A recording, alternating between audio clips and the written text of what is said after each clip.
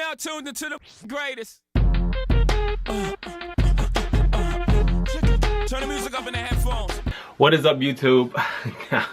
It's been a while, but I'm back.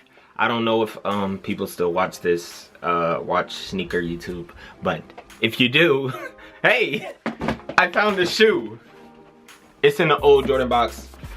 A shoe that I actually found to be very clean, and I'm not a real fan of the material they used on the front toe. This leather is way nicer, but you can't complain.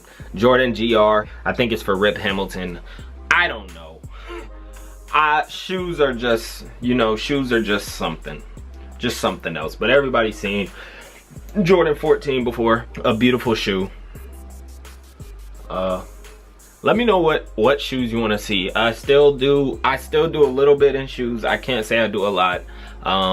If anybody wants shoes, they can hit me up, obviously. But other than that, we're kind of just been chilling, starting new businesses, trying to grow. But yes, if you're into cars, go follow the car channel, Mark Kicks and Whips. We post a lot more over there because cars is just beautiful, beautiful.